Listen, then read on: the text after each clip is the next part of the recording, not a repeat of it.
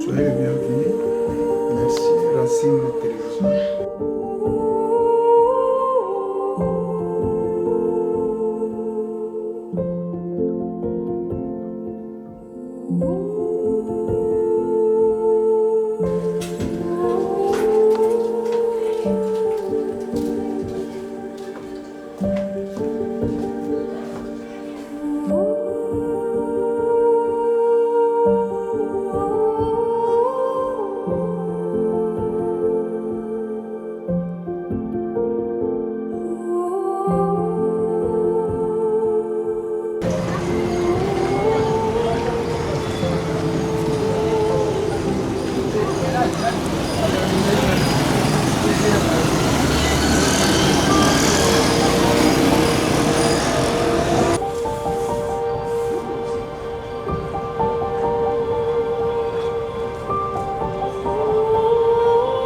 Ngai kombo na papa Omer Lubaki. Naza en ce moment-ci président à GTK, ou je dirais président national à GTK na RDC. Pona ko lobela mouvement à GTK ndenge bandaki, je pense qu'il faut se placer dans le contexte oyo ya moment wana. Mouvement kimbangiste n'époque wana ezalaki na nous reconnu officiellement l'église kimbangiste na état colonial belge te. L'air wana ezalaki soki bo bamoni bino il faut bakanga bino. Alors n'époque wana bato bazalaki koyemba mingi, il y avait une chorale qui existait au bazali koyemba bango nyonso place moko et papa Nsambu, papa Banimadio na bato misusu bazalaki ba dirigeant. Mais tango mouvement ekoli chorale wana s'éclataki en trois.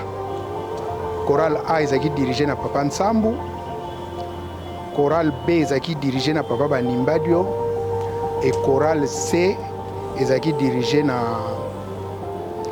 papa Luzolo Pierre, papa Wix Raymond, na papa Boniface Bansimba. Alors maintenant, soki kozonga ndenge nini jeteki e bandaki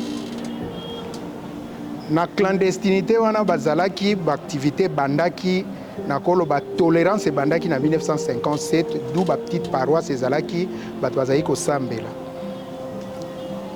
Papa maman Babaka, c'est d'elle qu'il s'agit.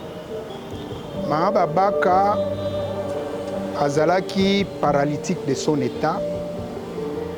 Et natango wana azalaki penza na possibilité ya kokendeke kosangana na baninga esika moko te. D'où batiaki papa Banimbadio na disposition na ye. Mama Babaka azalaki inspiré azakozwa banzembo, papa Banimbadio pe azalaki inspiré azakozwa banzembo, batiaki na disposition ya mama Babaka pour alandise les babinga en français catéchumena. Donc alanda malongi pour que bayambaye. C'est à ce titre bazalaki collé. Tant asisa une mission na ye que bayambiye pour na ye mission esila ki azongaki na ye. Azaki soko fréquenter était et maman Babaka à un certain moment atindaki mutu akende ko lukile papa Banimbadio puisque ba mesana ki azaki ko ya lisute. Tant papa Banimbadi aye na masolo na bango na suka ayo bimisali kanisi abi papa nalaki na besoin. Nous sommes autour du mois d'octobre na mois de novembre. Omoni bato so baosala histoire bayebaki te ke baosala histoire ekokende musika d'où badate mosusu baza nango te na précision. Alors l'air basololi alobi no nazalaki na posa na le 25 décembre au 1959 nakende ko présenter ba veuille à Noël et papa Mvoala lero baobenga bango papa Mvoala papa Joseph Diangenda na Monkoto 87.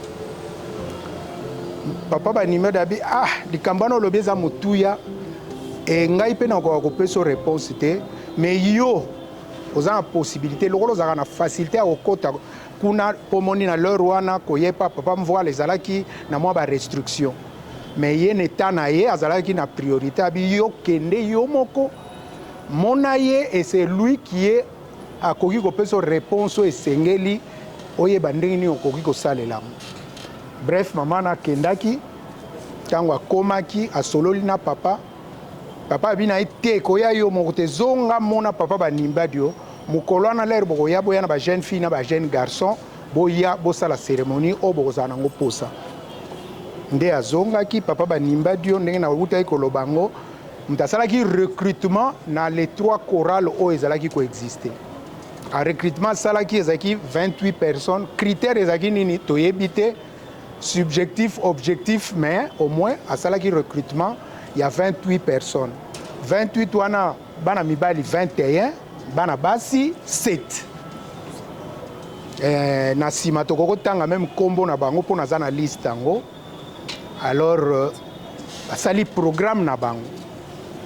Bayokani Nalinga a précisé avant cette date-là, il n'y avait pas de répétition de Salamana Befali.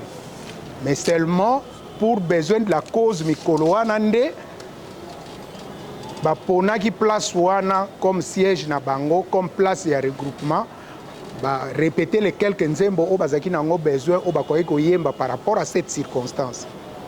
Des dates en autant comme qui le 25, ezaki autour de 9h 10h. Baye na mutuka o bayebi Monkoto ndenge biso tozali na Monkoto botalaka place oyo wenze sukeli pona bato bauta na ngambu e bandeli pona bato bauta na ngambu place wana bakitaki na mutuka nde babandi kokota basali milongo mibale bayembaki nzembo moko bon na ete soki korale yemba ou bien nzembo wana yembaki Alléluia, Alléluia, Nkembwa Nzambi, Alléluia, Seusongwa. Nzembo wana yangwana bayembaki bazao kende a pas posé ti bakoti na lopango. Alléluia, Nkembwa Nzambi, Alléluia, Seusongwa.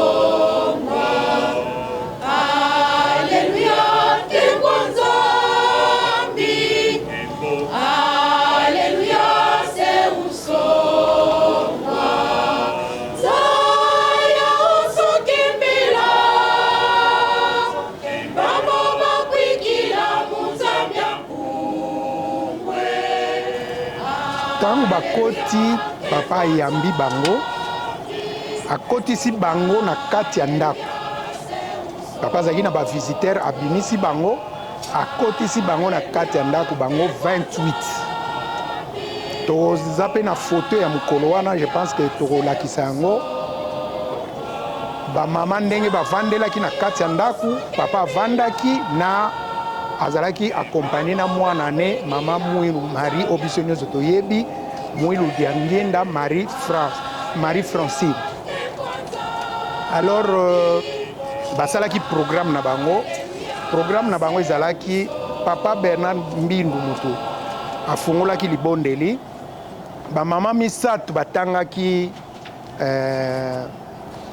psaume ezalaki na moi confusion à cause de 120 600 mais les temps on a vérifié ba non tenion surtout je pense que psaume 106 alors psaume wana batangaki yango na ba mama misato maman Nzouzi Véronique atangaki 1 à 2, maman Makizolele Esther atangaki 3 à 4 et maman Kana Anne atangaki de 5 à 6.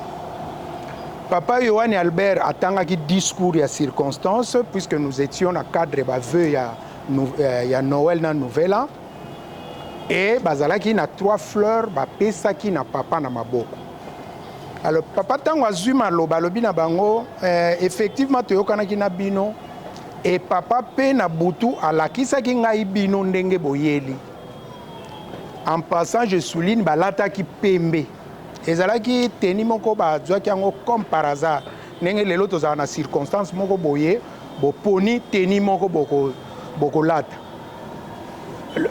Tolobaka te que jeteki mutu amonaki teni ya nino non. Mais bango balataki yango par hasard. Puisque couleur à vert blanc mutu amona yango papa na accident en 1958.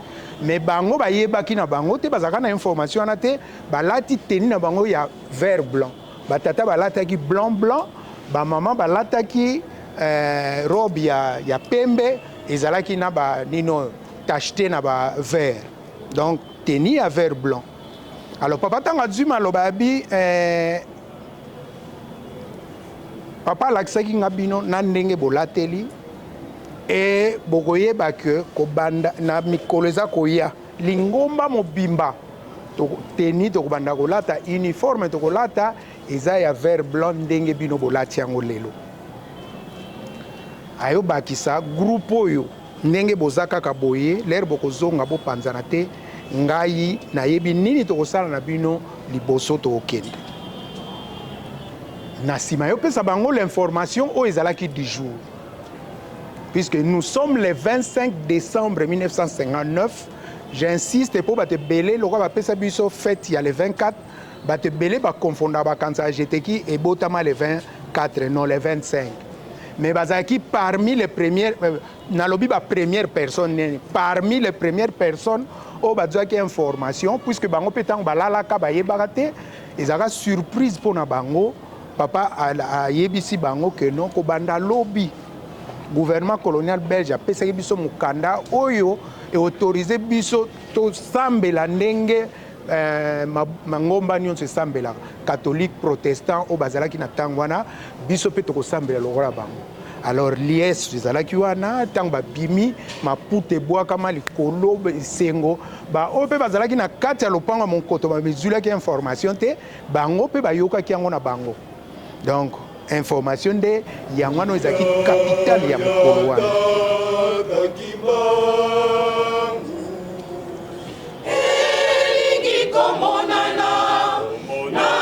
Nguye monana mokolo wana.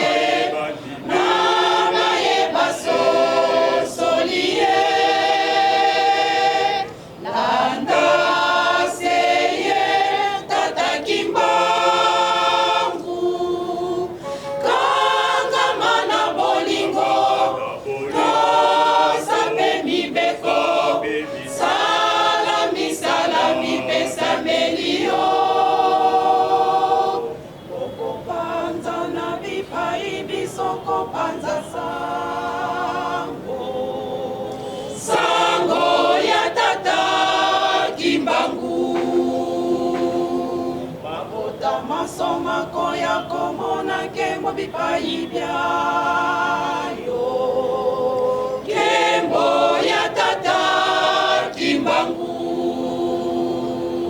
mokili mobimba mokozwa kimia sena kombona ye kombo ya tata kimbangu elingi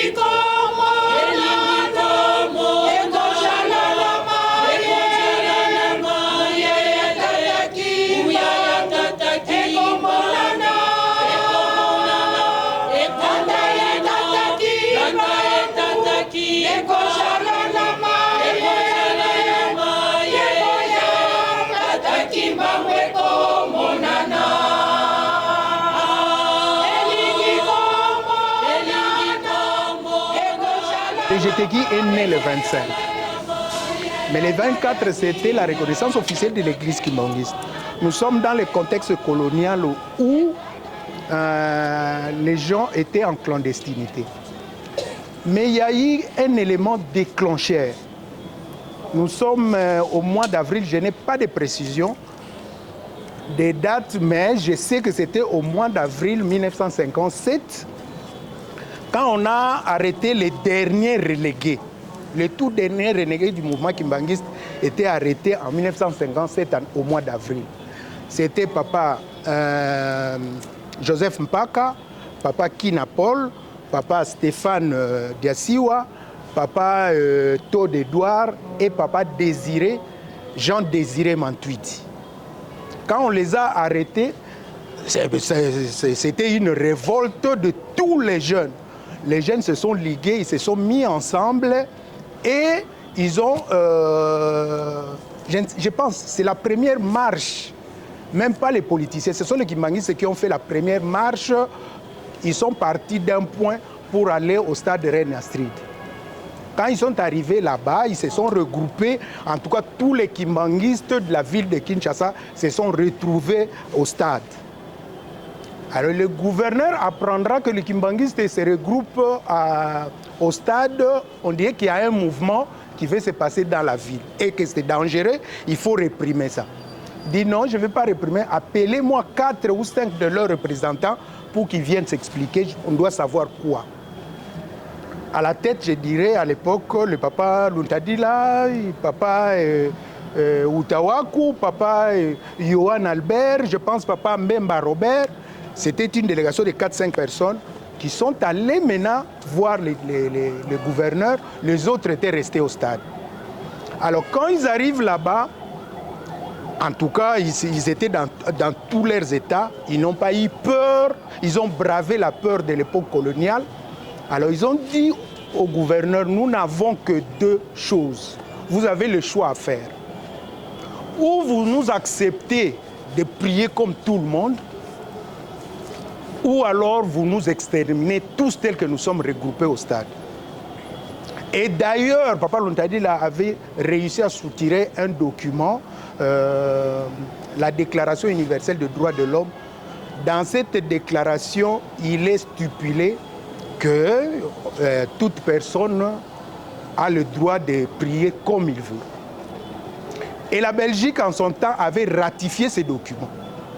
Alors papa Luntadila a brandi ces documents, ce qui a affaibli le gouverneur.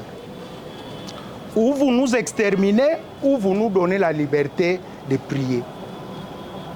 Il a opté pour leur donner, il dit non, nous vous donnons d'abord, dans un premier temps, le régime de tolérance. C'est-à-dire qu'on vous tolère, mais vous ne devez pas vous regrouper plus de 50 personnes.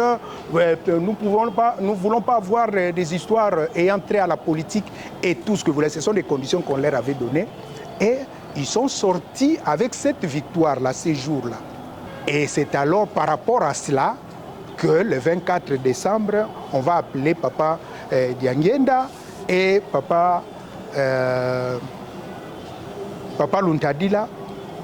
C'est alors que le gouverneur leur a remis le document, un texte de deux paragraphes. Hein. Et à partir de là, l'église kimbanguiste est devenue ce qu'elle est devenue aujourd'hui.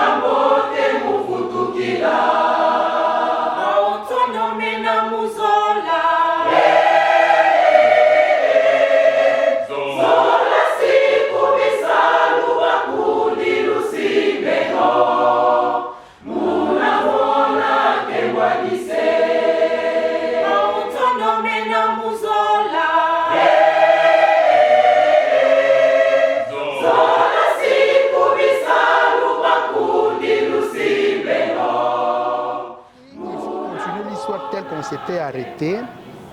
Le premier jour, ils sont partis sur cette note-là. C'est-à-dire, Bana Oyo, Kopanza Bangote, Zalana Bangamona Ebini Naosa. Alors, nous arrivons le 30. Papa, Diangenda a komeli lisusu papa Banimba. Du coup, Yebise Boya, le premier. Kouloutou Nangako, ya Papa Kouloutou. Pour la première fois, Papa Kouloutou est arrivé à Kinshasa devant la communauté kimbanguiste. Le 1er janvier 1960, Baye, comme premier jour, Basali la même chose. Basali la même chose. Cette fois-ci, Bazaki suna Katianda côté Bazaki Libanda et Papa Zaki entouré Nabambuta ya Lingomba de cette époque-là. Alors, Tango Bakoti. Premier jour, Bazaki na 3 pigeons, mais deuxième jour, Bazalaki na 6 pigeons. L'air baye na maboko ya papa ba pesi pigeon misatu et pigeon misatu ba faire voler. Ba pigeon wana ba mona ki sur espace wo Bazalaki te ekenda kekei. Tant basali yango basali discours na bango batangi comme au premier jour, batangi psaume 106 et discours petangami na sima. Papa tango azwaki maloba alobi na bango geste o bosali bozaki inspiré ba pigeon o epai bakei kopesa sango mokili mobimba que lingomba ebimi groupe oyo bipai nyonso tu lingomba ekozala groupe ope ekozala Kadinze yengeye upeve ya galala mwene zambia mee atata simo ya galala mwene zambia mee atata simo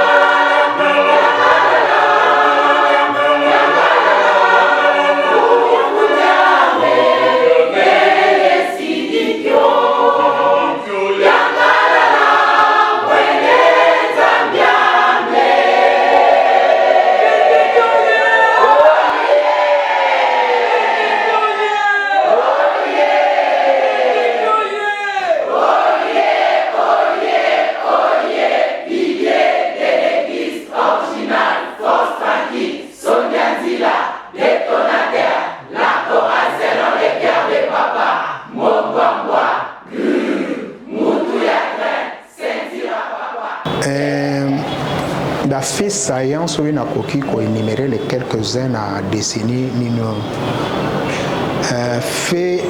fait à Liboso et que la chorale est s'organisée et banda qui maintenant organisation il y a des dizaines et des dizaines au bazalaki koya chaque jour au bazako ya kokota na jeteki ngai mouvement na mona ki ango pour les rwana par na deuxième vague ya bat bakota na jeteki mon père était parmi ceux-là.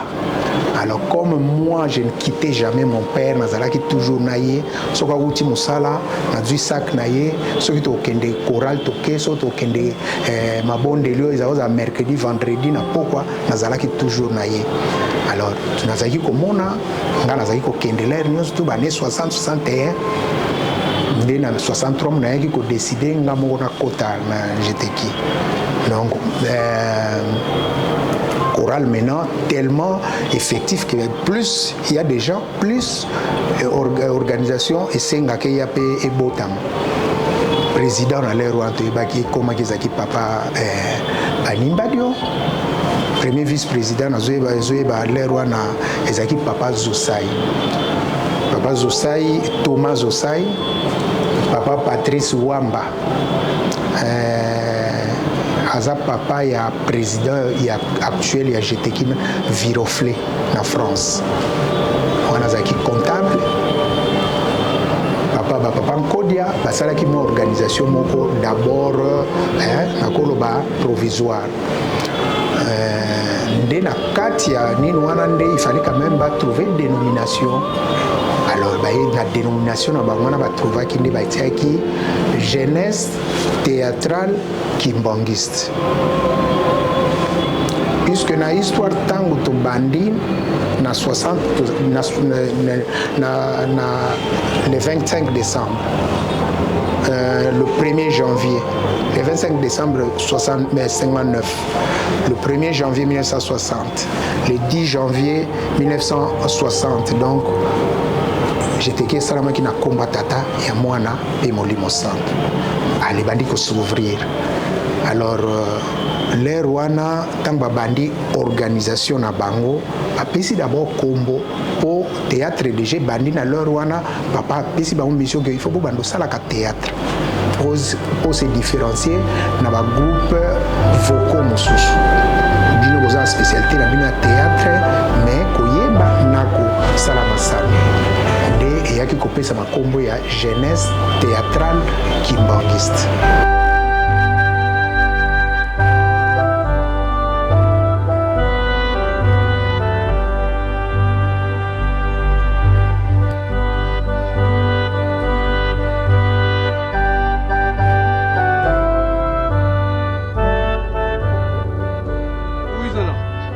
Cimetière tutukiti botutukiti ku cimetière mambo mole makalanga yetu kuntukula ku cimetière tukula ku cimetière mwanga sona bendo après beto kanda na kanda tukalanga mpe skinzonzi fetu wanga idina vo nkalu yiye na mama ibatata beno luzuko tutarisa lubonga nkalu yo luunga makwendo kokolo na noa après ça tulenda kono mwanga na beto kinzonzi kina yetu kya familia sitowa bonso butusadila kusailanga bisinsi alo kawan lako insangu tara butusidi ba bisinsi bajitu samu sidi kwa beto tara butusidi didi kanda de muini kanda ya tambe kitrum katambo un père parti unique. La jeunesse faisaki unique.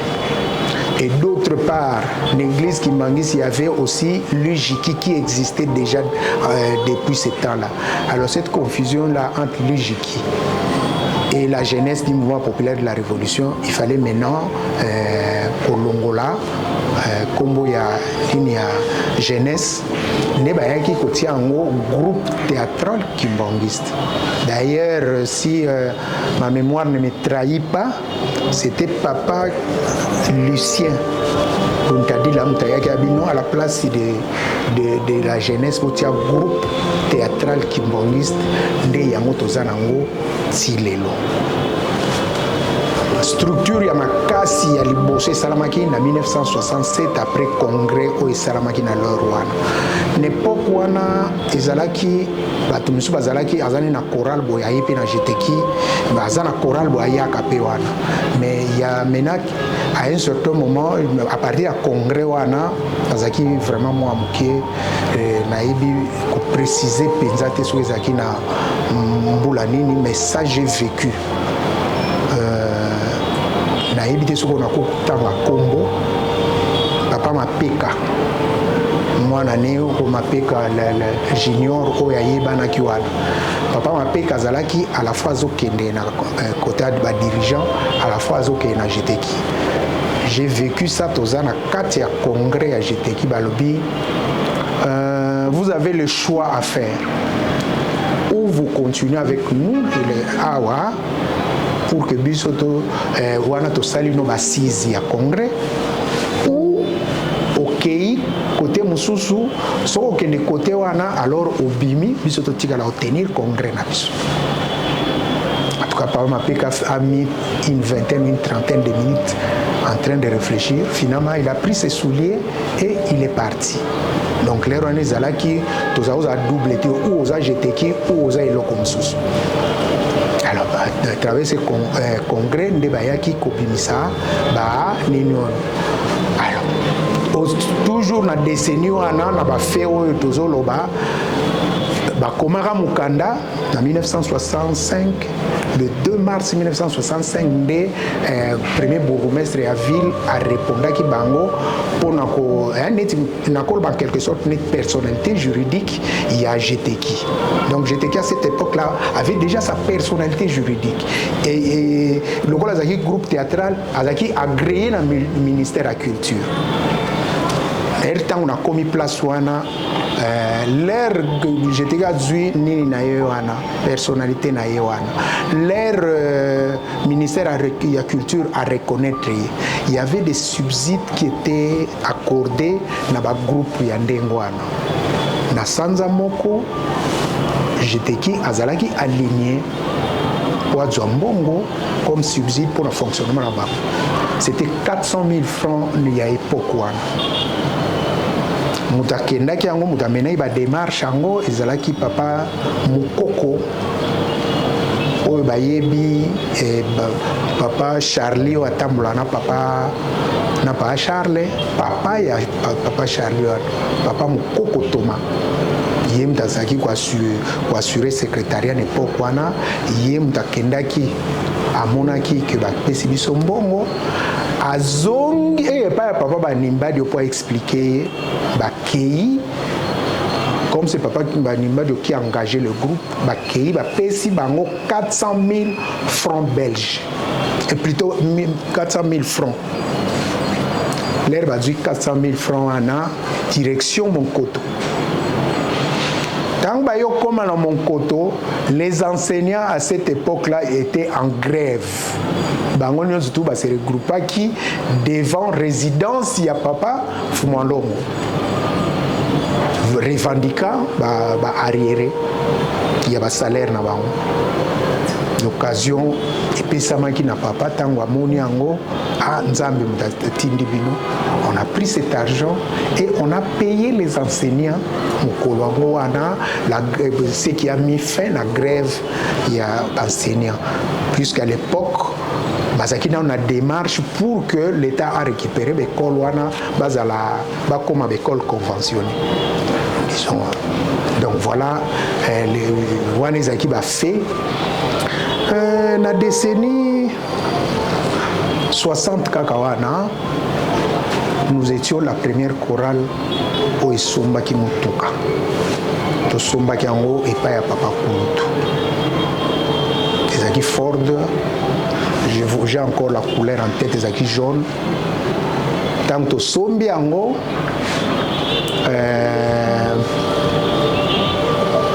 to retapant. Carrosserie sika, moteur à sika. Malheureusement, le premier voyage na biso otosa oisato la ki motuka wana en 1966 le 26 juin. le premier accident meurtrier à Jeteki au pays à Lingomba pour la première fois et Salamaki na Morbek actuel Kouilongo. Accident et Salamaki, il y a eu 7 morts.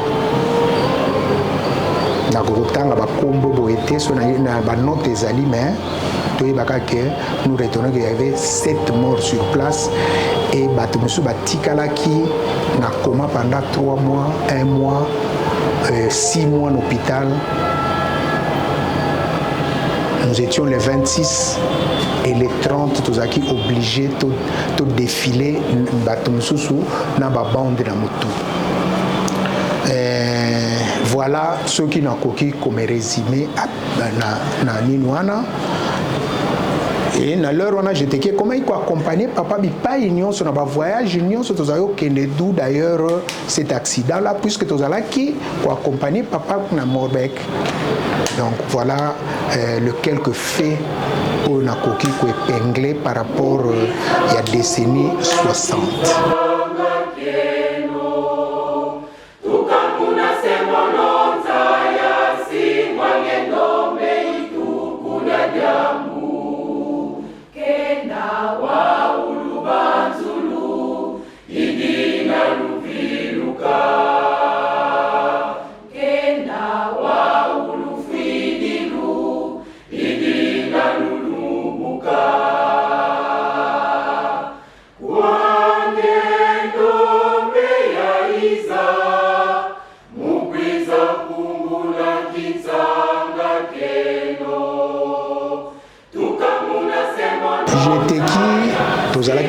Surtout ensemble si même je peux parler de naza président kuna pe nazalaki président kuna nazalaki président ya Jeteki Niangara na kobanda 1999 na komaki président ya Niangara et comme par hasard papa nanga pasaki président Niangara papa Ndombe autre zalaka na ye nta remplaçaka papa nanga inga na remplaçaka papa Ndombe tant de commune nazalaki à la fois président na Niangara à la fois président na plutôt secrétaire national adjoint na cadre ya RDC Jeteki RDC. Ninga nanga papa Sikonti soga kolanda je le salue en passant ye azalaki président ya Kimbanseke ya bandaki un peu avant ga ya ki président Kimbanseke à la fois azalaki secrétaire national donc tant to kabwana ki tozalila ki bongo na titre wana l'air to est mon koto ngana yaki mon koto une année après atoyaki na 2002 premier dimanche groupe yaki neti mobimba ezaki koreki dirigeant majorité ezalaki chorale parmi ici yaki autaki nango bakimbanseke bango nyonso bayaki et bato mosusu base greffer mais Jeteki ezalaki disparate bazalaki ko se reconnaître au moins na Jeteki au moins na Jeteki au moins na Jeteki au moins na Jeteki premier dimanche par exemple qui deuxième dimanche été ce qui renseigner qui nga bien je pense c'est le troisième dimanche papi Akeleba papa Bézi papa Rafayaki 6 mois après papa Bézi maman Solange maman Wadiengoso Hortense maman Mangeye maman Makumpila maman Umba Anita Ebele mais biso pe bana mibali mutu batiaki mwa musukusuku entre autres papa Akeleba papa nani Bézi nde babengaki mama Solange ah mais yo zaka dirigeante bon allez ba mama Marine Sanda bango nyonso wana babengani troisième dimanche nde logo les alliés sans répétition mais babi kato tia nzembo boye bapeti yango nde ko banda babandaki yangwana ti à un certain moment bayaki ko vanda pe l'air babandi ko yemba bandi ko répéter ti une petite organisation peut Salemaki. Organisation à la tête de laquelle se trouvait Papa Bézi. Maman Nanazaki dirigeante, Ndenga Zali Amoti Lelo. Et Bisoto Nganayaki Papa Rafayaki 6 mois après, Nganayaki une année après. Mais tant que tu as fin 2003. Début 2000, pour la fête, il y a 2003, il y a Bandeko, il y a Nino Sengela qui y a Angola et la délégation, une forte délégation, il y a plus de 500 personnes, d'où il fallait une organisation pour Nakouyambabam. Alors on avait jugé Itito Kutanaki Bissonion surtout Otozalaka ba responsable, bazalaka ba président, bazalaka na ba moi ba titre Otozalaki na ngokuna, mais je souligne en passant Mutazalaki na grade le plus élevé na Bissonion so ezaki papa Kashobi pour azaka secrétaire général. Bissonion surtout se retrouva qui poteba neni toko yambela bateau na décembre. Et qui commande je ne sais pas si je peux dire à l'unanimité, tout ça là qui commission, et on m'a mis en tête de cette commission. Commission Tango Salami, to fonctionner, il y avait raté Salamaki Bande, Kobakota qui Banonios Touté, Bayaki Navion, Bayaki na Congo Brazzaville, quelques-uns peu, Bayaki, Nde. Toyambaki bango site to héberger ki bango ezaki na 12e rue na Limete. Au travers makambo to salaki papa ba jugaki utile que commission wana o to salaki et c'est mieux en comité et à GTK, d'où notre présence à la tête du GTK. Voilà à peu près ndengeni na GTK to bandela ki na mokoto. Biso to yaki ko créer GTK to zalaki déjà ba GTK to yaki déjà bana GTK donc mutu pa ko longola biso qualité ango azate d'où to se regroupa ki to yebi pour ndenge to zalaki ko fonctionner biso to yebi GTK ndenge zalila ki kuna donc oyo kaka to zalaki ko sala kuna nde yango to salaka awa.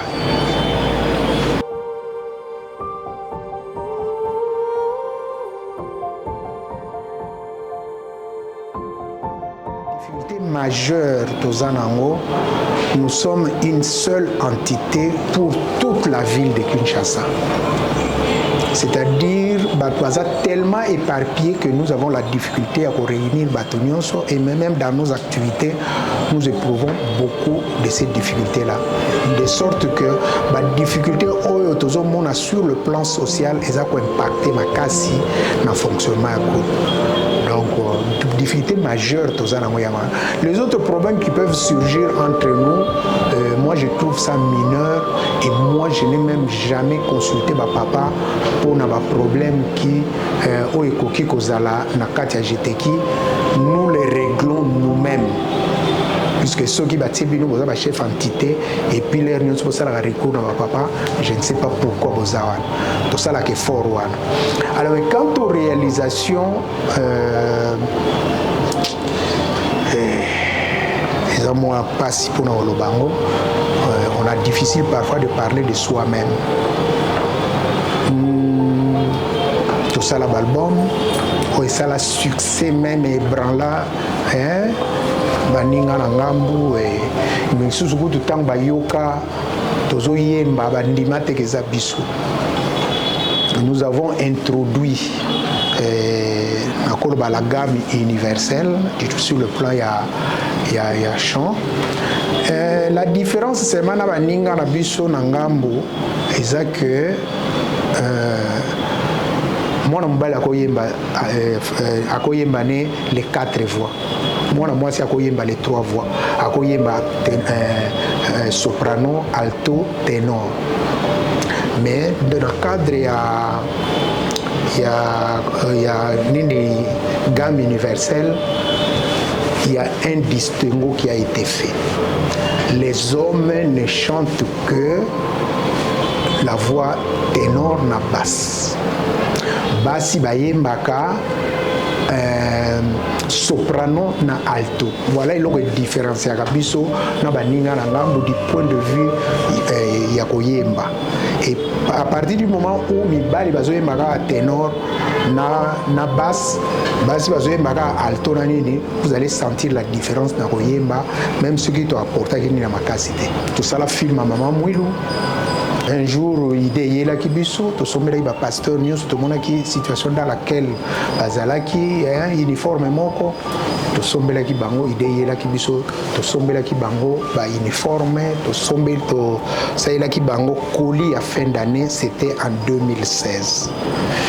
Et bon, en 2000, nous moyen de temps, nous avons plus au ça, na main gauche si on pèse la main gauche, la main droite est battée, sinon nous allons blesser les susceptibilités. Mais au moins, et loko yongana yebi ya mutuya ko yongana sali. Eza bandade na regroupa bana jeteki ensemble malgré les quelques problèmes qui causera entre biso, mais nous sommes restés ensemble. Ceux qui ont allé à l'image des autres groupes, il y a Monkoto, vous comprenez que Liboke Alingo, il y a Jeteki, et ça Moko, et c'est une réjouissance dans les Akawana, satisfaction dans les Yangwana, le vrai Oyuna Salike, Bana ya Papa, na garde Bango et Sika Moko. Donc c'est le plus grande réalisation qu'on a pour le Banasal na Monkoto.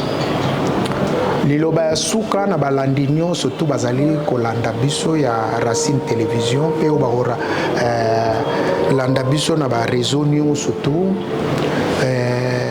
histoire ndenge na lobeli yango na yebi nyonso te soki likamoko obomoni était coïncidé te na ndenge ezalelaki. Ne vous versez pas dans les injures au benga to corriger. Nous tenions à yebi histoire et bandeliti soukati. Nous avons un culte. Nous avons un séjour là na culte, mais quand nous avons un culte, on a eu yebité. Donc ce qu'on yebité, nous avons tourné. Ce qui ont raison, nous allons rectifier. Ce qui ont raison, il y a produit information à Sika. Donc baninga merci ba o ba kolanda biso to tombeli bino kolanda malamu to suksi bongo na combatata ya mwana peli mosanto.